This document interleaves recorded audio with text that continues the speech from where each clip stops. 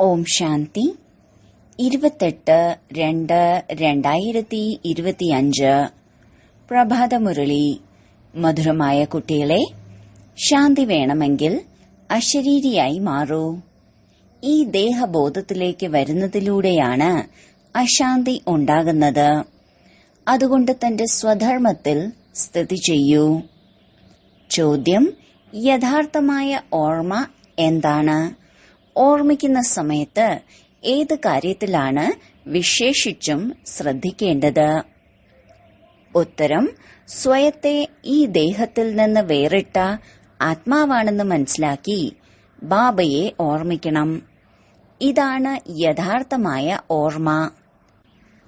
ഒരു ദേഹത്തെയും ഓർമ്മിക്കരുത്. ഈ കാര്യത്തിൽ തീർച്ചയായും ശ്രദ്ധ വേണം. ഓർമ്മയിലിരിക്കുന്നതിനായി ജ്ഞാനത്തിന്റെ ലഹരി ഉണ്ടായിരിക്കണം. ബുദ്ധിയിലുണ്ടായിരിക്കണം. ബാബ നമ്മെ മുഴുവൻ വിശ്വത്തിന്റെയും അധികാരിയാക്കി മാറ്റുകയാണ്. നമ്മൾ മുഴുവൻ സമുദ്രത്തിന്റെയും മുഴുവൻ ഭൂമിയുടെയും അധികാരിയായി തീരുന്നു. ഗീതം: അങ്ങയെ നേടിയ ഞങ്ങൾ. ഓം ശാന്തി. ഓം ശാന്തി എന്ന വാക്കിന്റെ അർത്ഥമാണ് ഞാൻ ആത്മാവ്. ഓം അർത്ഥം ഭഗവാനാണെന്നാണ് മനുഷ്യർ മനസ്സിലാക്കുന്നത്. എന്നാൽ അങ്ങനെയല്ലല്ലോ. ഓം അർത്ഥം ഞാൻ ആത്മാവ്, എന്റെ ശരീരം. അതുകൊണ്ടാണ് ഓം ശാന്തി എന്ന് പറയുന്നത്. ആത്മാവായ എന്റെ സ്വധർമ്മമാണ് ശാന്തി. ആത്മാവ് തന്റെ പരിചയം നൽകുകയാണ്. മനുഷ്യർ ഓം ശാന്തി എന്ന് പറയുന്നുണ്ടെങ്കിലും ഓം എന്നതിന്റെ അർത്ഥം ആരും തന്നെ അറിയുന്നില്ല. ഓം ശാന്തി എന്ന അക്ഷരം വളരെ നല്ലതാണ്. ഞാൻ ആത്മാവാണ്, എന്റെ സ്വധർമ്മം ശാന്തിയാണ്.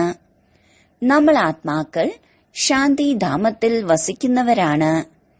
എത്ര ലളിതമായ അർത്ഥമാണ്. വലിച്ചു നീട്ടിയ അന്ധവിശ്വാസമൊന്നുമല്ല.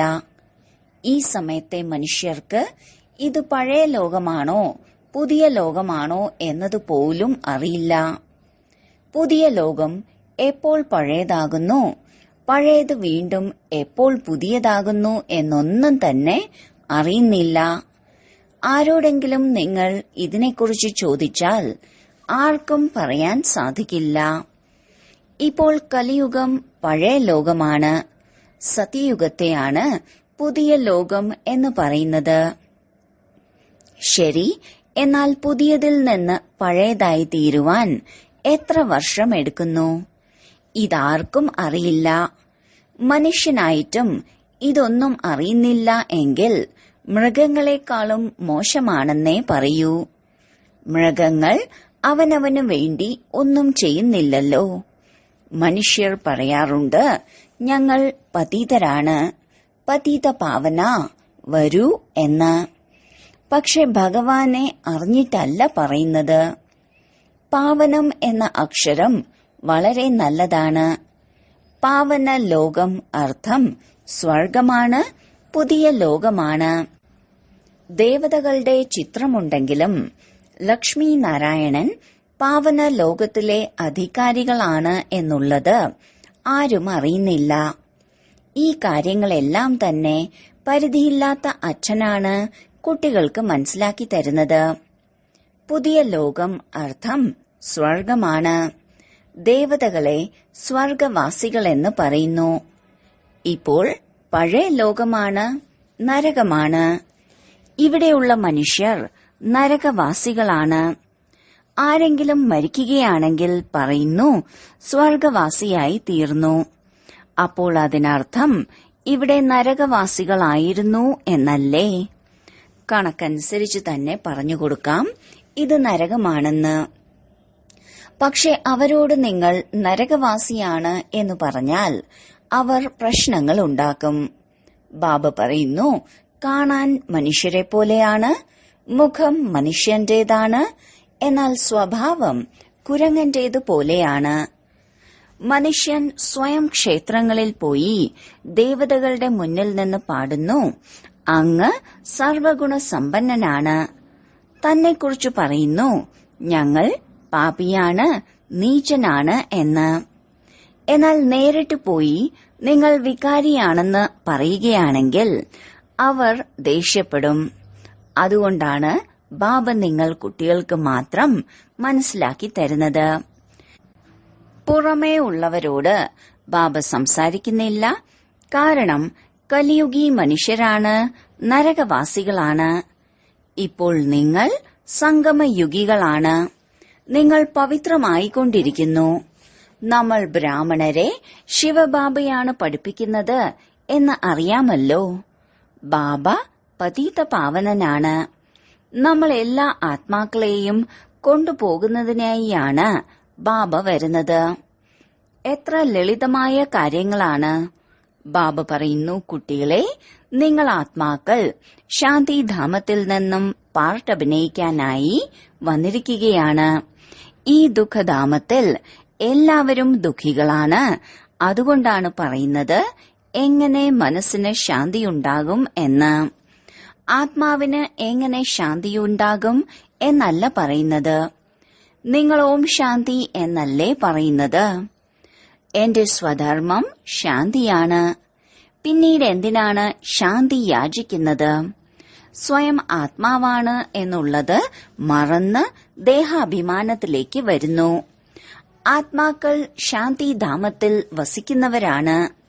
ഇവിടെ ഒരിക്കലും ശാന്തി ലഭിക്കില്ല. അശരീരിയായാൽ മാത്രമേ ശാന്തി ലഭിക്കൂ. ശരീരത്തോടൊപ്പം ആത്മാവുണ്ടെങ്കിൽ തീർച്ചയായും സംസാരിക്കേണ്ടി വരുന്നു. കർമ്മങ്ങൾ ചെയ്യേണ്ടതായി വരുന്നു. നമ്മൾ ആത്മാക്കൾ ശാന്തിധാമത്തിൽ നിന്നും ഇവിടെ പാർട്ട് അഭിനയിക്കാനായി വന്നിരിക്കുകയാണ്. രാവണനാണ് നമ്മുടെ ശത്രു എന്നുള്ളത് ആർക്കും തന്നെ അറിയില്ല. എപ്പോൾ മുതൽ ഈ രാവണൻ ശത്രുവായി മാറി? ഇതാരും അറിയുന്നില്ല. വലിയ വലിയ വിദ്വാൻമാർക്കും പണ്ഡിതന്മാർക്കും പോലും രാവണൻ ആരാണെന്നുള്ളത് അറിയില്ല. രാവണന്റെ കോലമുണ്ടാക്കി എല്ലാവരും കത്തിക്കുന്നുണ്ട്. ജന്മജന്മാന്തരം കത്തിച്ചു വന്നു, ഒന്നും അറിയാതെ. ആരോട് വേണമെങ്കിലും ചോദിക്കൂ, രാവണൻ ആരാണെന്ന്. അപ്പോൾ പറയും, അത് കൽപ്പന മാത്രമാണ്. അറിയുന്നില്ലെങ്കിൽ പിന്നെന്ത് മറുപടി നൽകാനാണ്? ശാസ്ത്രങ്ങളിലുമുണ്ടല്ലോ, അല്ലയോ രാമ, ഈ ലോകം ഉണ്ടാക്കിയതല്ല, ഇതെല്ലാം ഒരു കൽപ്പന മാത്രമാണ് എന്ന്. ഇങ്ങനെ പറയുന്നവർ ധാരാളമുണ്ട്. കൽപ്പന എന്നതിന്റെ അർത്ഥമെന്താണ്? ഇത് സങ്കല്പങ്ങളുടെ ലോകമാണെന്ന് പറയാറുണ്ട്. എങ്ങനെ സങ്കല്പിക്കുന്നുവോ അതുപോലെയായി തീരുന്നു. ഇതിന്റെ അർത്ഥം മനസ്സിലാക്കുന്നില്ല. ബാബ കുട്ടികൾക്ക് മനസ്സിലാക്കി തരികയാണ്. ചിലർ നല്ല രീതിയിൽ മനസ്സിലാക്കുന്നു, ചിലർ ഒന്നും തന്നെ മനസ്സിലാക്കുന്നില്ല. നല്ല രീതിയിൽ മനസ്സിലാക്കുന്നവരെ ഒന്നാനമ്മയുടെ മക്കൾ എന്ന് പറയുന്നു. ഒന്നും തന്നെ മനസ്സിലാക്കാത്തവർ രണ്ടാനമ്മയുടെ മക്കളാണ്. രണ്ടാനമ്മയുടെ മക്കൾക്ക് അവകാശിയായി തീരുവാൻ സാധിക്കില്ല. ബാബയ്ക്കും ഈ രണ്ട് പ്രകാരത്തിലുള്ള കുട്ടികളാണ് ഉള്ളത്. ഒന്നാനമ്മയുടെ മക്കൾ ബാബയുടെ ശ്രീമത്ത് പ്രകാരം പൂർണമായും മുന്നേറുന്നു. രണ്ടാനമ്മയുടെ മക്കൾ ശ്രീമത്ത് പാലിക്കില്ല. ബാബയ്ക്കും പറയാൻ സാധിക്കുന്നു, ഈ കുട്ടി എന്റെ മതം പാലിക്കുന്നില്ല, രാവണന്റെ മതമാണ് പാലിക്കുന്നതെന്ന്. രാമൻ, രാവണൻ രണ്ടക്ഷരമാണ്. രാമരാജ്യം, രാവണരാജ്യം ഇപ്പോൾ സംഗമമാണ്. ബാബ മനസ്സിലാക്കി തരുന്നു, ഈ ബ്രഹ്മകുമാർ കുമാരിമാരെല്ലാവരും ശിവബാബയിൽ നിന്നും സമ്പത്തെടുത്തുകൊണ്ടിരിക്കുകയാണ്. നിങ്ങളും എടുക്കില്ലേ? ശ്രീമത പ്രകാരം മുന്നേറില്ലേ? അപ്പോൾ ആരുടെ മതമാണെന്ന് ചോദിക്കുന്നു. ബാബ നൽകുന്ന ശ്രീമതമാണ്, പവിത്രമായി തീരൂ. അപ്പോൾ പറയുന്നു, ഞങ്ങൾക്ക് പവിത്രമായിരിക്കണം. എന്നാൽ പതി അംഗീകരിക്കുന്നില്ലെങ്കിൽ ഞങ്ങൾ എന്ത് ചെയ്യും? പതി പരമേശ്വരൻ എന്നല്ലേ പറയുന്നത്. നമ്മുടെ പതി ഗുരുവാണ്, സർവ്വതുമാണ്, ഈശ്വരനാണെന്ന് ഭാരതത്തിൽ പഠിപ്പിക്കുന്നുണ്ട്. എന്നാൽ അങ്ങനെയൊന്നും ആരും അംഗീകരിക്കുന്നില്ല. ആ സമയത്തു മാത്രം ശരി എന്ന് പറയുന്നു. വീണ്ടും ക്ഷേത്രങ്ങളിൽ ഗുരുക്കന്മാരുടെ അടുത്തേക്ക് പോകുന്നു. പതി പത്നിയോട് പറയുന്നു, നിങ്ങൾ പുറത്തു പോകരുത്, ഞങ്ങൾ രാമന്റെ മൂർത്തി നിങ്ങൾക്ക് വീട്ടിലേക്ക് കൊണ്ടുവന്ന് തരാം. നിങ്ങൾ എന്തിനാണ് അയോധ്യയിലെല്ലാം പോയി അലയുന്നത് എന്ന്. എന്നാൽ അംഗീകരിക്കുന്നില്ല. ഇതാണ് ഭക്തിമാർഗത്തിലെ അലച്ചിൽ. അവർ തീർച്ചയായും ബുദ്ധിമുട്ട് അനുഭവിക്കും. ഒരിക്കലും അംഗീകരിക്കുകയില്ല. അതവരുടെ ക്ഷേത്രങ്ങളാണെന്ന് മനസ്സിലാക്കുന്നു. നോക്കൂ, നിങ്ങൾക്ക് രാമനെയാണോ ഓർമ്മിക്കേണ്ടത്, അതോ ക്ഷേത്രത്തെയാണോ ഓർമ്മിക്കേണ്ടത്? എന്നാൽ മനസ്സിലാക്കുന്നില്ല. ബാബ മനസ്സിലാക്കി തരുന്നു. ഭക്തിമാർഗത്തിൽ അല്ലയോ ഭഗവാനെ, വന്ന് ഞങ്ങൾക്ക് സദ്ഗതി നൽകൂ എന്ന് വിളിക്കുന്നുണ്ട്. കാരണം ബാബയാണ് സർവരുടെയും സദ്ഗതി ദാതാവ്. ശരി, ആ ഭഗവാൻ എപ്പോഴാണ് വരുന്നത് ഇതാർക്കും അറിയില്ല. ബാബ മനസ്സിലാക്കി തരുന്നു, രാവണനാണ് നിങ്ങളുടെ ശത്രു. രാവണന്റെ ഏറ്റവും വലിയ അത്ഭുതമാണ് വർഷം തോറും കത്തിക്കുന്നുണ്ടെങ്കിലും രാവണൻ മരിക്കുന്നില്ല. രാവണൻ എന്താണ് എന്നുള്ളത് പോലും ആർക്കും അറിയില്ല. ഇപ്പോൾ നിങ്ങൾ കുട്ടികൾക്കറിയാം, നമുക്ക് പരിധിയില്ലാത്ത അച്ഛനിൽ നിന്നും സമ്പത്ത് ലഭിക്കുന്നു. ശിവജയന്തി ആഘോഷിക്കുന്നുണ്ടെങ്കിലും ശിവനെ ആർക്കും അറിയില്ല. ശിവനാണ് ഭഗവാൻ എന്നുള്ളത് ഗവൺമെന്റിന് പോലും നിങ്ങൾ മനസ്സിലാക്കി കൊടുക്കണം.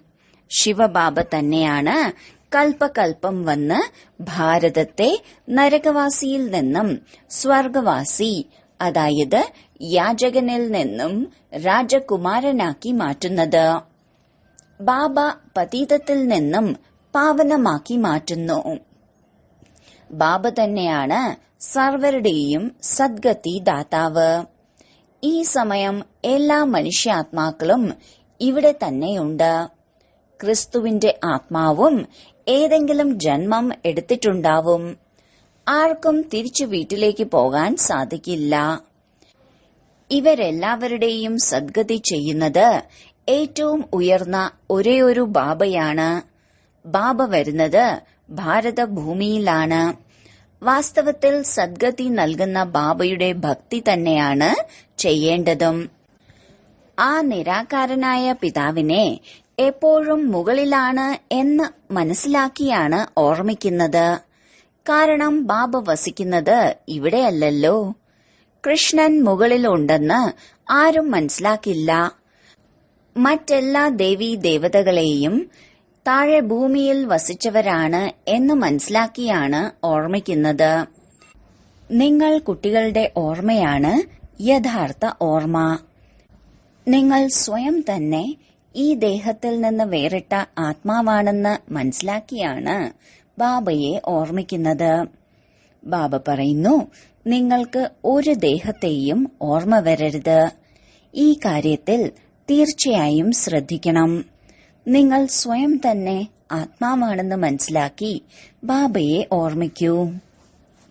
ബാബ നമ്മെ മുഴുവൻ വിശ്വത്തിന്റെയും അധികാരിയാക്കി മാറ്റുന്നു. മുഴുവൻ സമുദ്രത്തിന്റെയും ആകാശത്തിന്റെയും ഭൂമിയുടെയും അധികാരിയാക്കി മാറ്റുന്നു. ഇപ്പോൾ എല്ലാം തുണ്ടുതുണ്ടായി മുറിഞ്ഞിരിക്കുകയാണ്. മറ്റുള്ളവരുടെ പരിധിയിലേക്ക് കയറാൻ അനുവദിക്കുന്നില്ല. സത്യയുഗത്തിൽ ഇങ്ങനെയുള്ള കാര്യങ്ങളൊന്നും ഉണ്ടാകുകയില്ല. ഒരേ ഒരു ബാബ തന്നെയാണ് ഭഗവാൻ. അല്ലാതെ എല്ലാവരെയും ഭഗവാൻ എന്ന് പറയില്ല. ഹിന്ദു ചീനി ഭായ് ഭായി, ഹിന്ദു മുസ്ലിം ഭായ് ഭായി എന്ന് പറയുന്നു. എന്നാൽ അർത്ഥം മനസ്സിലാക്കുന്നില്ല. ഹിന്ദു മുസ്ലിം സഹോദരീ സഹോദരൻ എന്നൊരിക്കലും പറയില്ല. ആത്മാക്കൾ പരസ്പരം സഹോദരങ്ങളാണ്. എന്നാൽ ഈ കാര്യത്തെക്കുറിച്ച് ആരും അറിയുന്നില്ല. ശാസ്ത്രങ്ങളെല്ലാം കേട്ട് സത്യമാണ് സത്യമാണ് എന്ന് പറഞ്ഞുകൊണ്ടിരിക്കുന്നു. അർത്ഥമൊന്നും തന്നെ മനസ്സിലാക്കിയിട്ടില്ല. വാസ്തവത്തിൽ എല്ലാം അസത്യമാണ്. സത്യഖണ്ഡത്തിൽ സത്യം മാത്രമേ പറയൂ. ഇവിടെ അസത്യം മാത്രമാണ് പറയുന്നത്. നിങ്ങൾ ആരോടെങ്കിലും അസത്യമല്ലേ പറഞ്ഞത് എന്ന് ചോദിച്ചാൽ അവർ ദേഷ്യപ്പെടും. നിങ്ങൾ സത്യം കേൾപ്പിച്ചാൽ പോലും മറ്റുള്ളവർ നിങ്ങളെ ആക്ഷേപിക്കും. നിങ്ങൾ ബ്രാഹ്മണർക്ക് മാത്രമേ ബാബയെക്കുറിച്ച് അറിയൂ. നിങ്ങൾ കുട്ടികൾ ഇപ്പോൾ ദൈവിക ഗുണങ്ങൾ ധാരണ ചെയ്യുകയാണ്.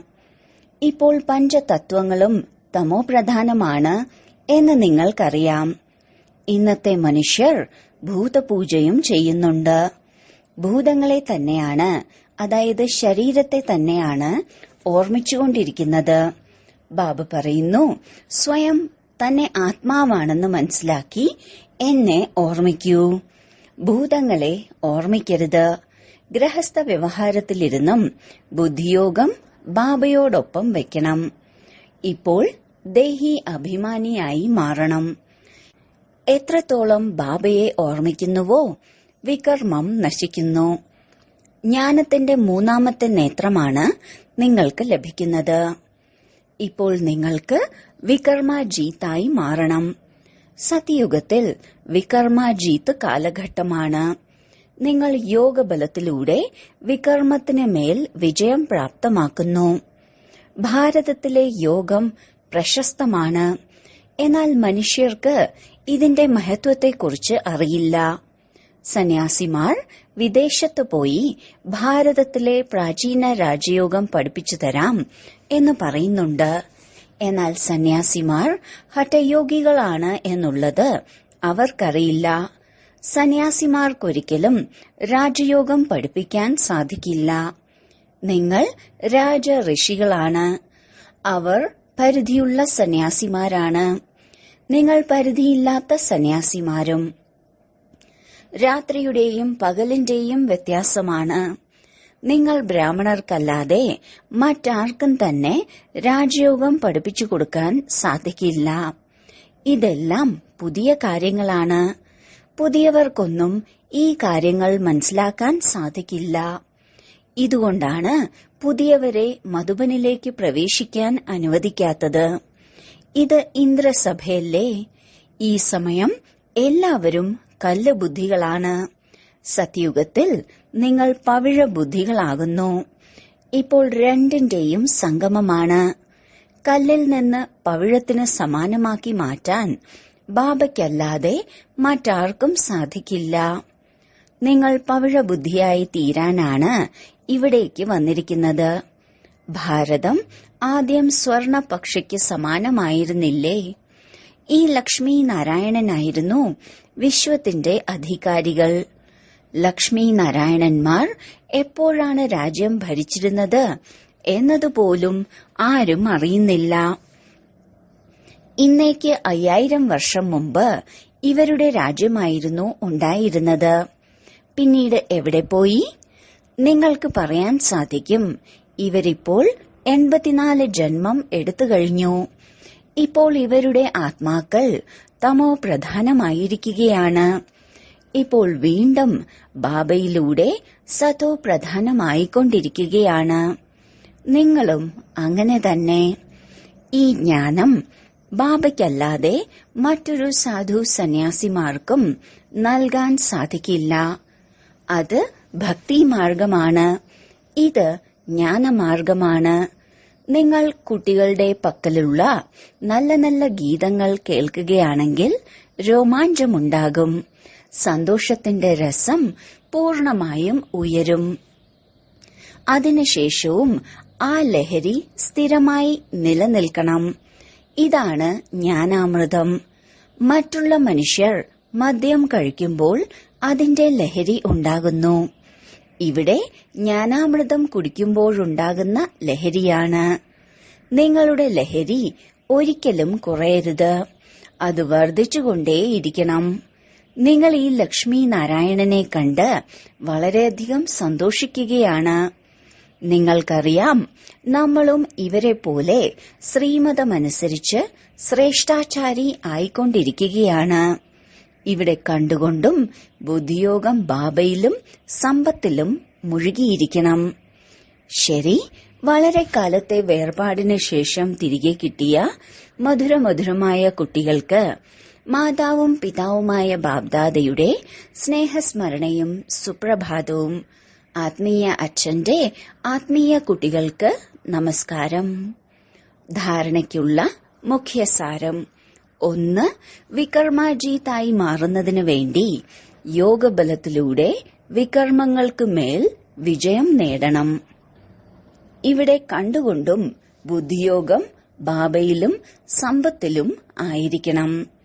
2. ബാബയുടെ സമ്പത്തിന്റെ പൂർണ്ണ അധികാരം പ്രാപ്തമാക്കുന്നതിന് വേണ്ടി ഒന്നാനമ്മയുടെ കുട്ടികളായി മാറണം. ഒരേ ഒരു ബാബയുടെ ശ്രീമതം പാലിക്കണം. ബാബ എന്താണോ മനസ്സിലാക്കി തരുന്നത് അത് മനസ്സിലാക്കിയതിനു ശേഷം മറ്റുള്ളവർക്കും മനസ്സിലാക്കി കൊടുക്കണം. വരദാനം: ദിവ്യബുദ്ധിയാകുന്ന ലിഫ്റ്റിലൂടെ 3 ലോകങ്ങളും ചുറ്റിക്കറങ്ങുന്ന സഹജ യോഗിയായി ഭവിക്കട്ടെ. സംഗമയുഗത്തിൽ എല്ലാ കുട്ടികൾക്കും ദിവ്യബുദ്ധിയുടെ ലിഫ്റ്റ് കിട്ടിയിട്ടുണ്ട്. ഈ അത്ഭുതകരമായ ലിഫ്റ്റിലൂടെ 3 ലോകങ്ങളിൽ എവിടെ വേണമോ അവിടെ എത്തിച്ചേരാൻ സാധിക്കുന്നു. കേവലം സ്മൃതിയുടെ സ്വിച്ച് ഓൺ ചെയ്യൂ, എങ്കിൽ സെക്കൻഡിൽ എത്തിച്ചേരാം. മാത്രമല്ല, എത്ര സമയം ഏത് ലോകത്തിന്റെ അനുഭവം ചെയ്യണമോ അത്രയും സമയം അവിടെ സ്ഥിതി ചെയ്യാൻ സാധിക്കുന്നു. ഈ ലിഫ്റ്റ് ഉപയോഗിക്കുന്നതിന് വേണ്ടി അമൃതവേളയിൽ ശ്രദ്ധാലുക്കളായി സ്മൃതിയുടെ സ്വിച്ച് യഥാർത്ഥ രീതിയിൽ സെറ്റ് ചെയ്യൂ. അധികാരിയായി ഈ ലിഫ്റ്റ് കാര്യത്തിൽ ഉപയോഗിക്കൂ, എങ്കിൽ സഹജയോഗിയായി മാറും. പ്രയത്നം സമാപ്തമാകും. സ്ലോഗൻ: മനസ്സിനെ സദാ രസകരമാക്കി വെക്കൂ. ഇത് തന്നെയാണ് ജീവിതം ജീവിക്കാനുള്ള കല. അവ്യക്ത സൂചന: ഏകാന്തപ്രിയരാകൂ. ഏകതയും ഏകാഗ്രതയും സ്വായത്തമാക്കൂ. ഏകാന്തവാസി എന്നതിന് ഡബിൾ അർത്ഥമുണ്ട്. കേവലം പുറത്തുള്ള ഏകാന്തതയല്ല, മറിച്ച് ഒന്നിന്റെ അന്ത്യത്തിൽ അപ്രത്യക്ഷമാകുക ഏകാന്തം. അതല്ലെങ്കിൽ കേവലം പുറമേയുള്ള ഏകാന്തതയായി പോകും. അതിലൂടെ ബോറടിക്കും. പറയും, അറിയില്ല ദിവസം എങ്ങനെ കഴിയും എന്ന്. അതിനാൽ ഒരു ബാബയുടെ അന്ത്യത്തിൽ അലിഞ്ഞിരിക്കൂ. എപ്രകാരം സാഗരത്തിന്റെ അടിത്തട്ടിലേക്ക് പോകുമ്പോൾ എത്ര വസ്തുക്കളാണ് ലഭിക്കുക, അതേപോലെ ഒന്നിന്റെ അന്ത്യത്തിലേക്ക് പോകൂ. അർത്ഥം, ബാബയിൽ നിന്ന് എന്ത് പ്രാപ്തികൾ ലഭിച്ചുവോ അതിൽ അലിഞ്ഞു ചേരൂ. ഓം ശാന്തി.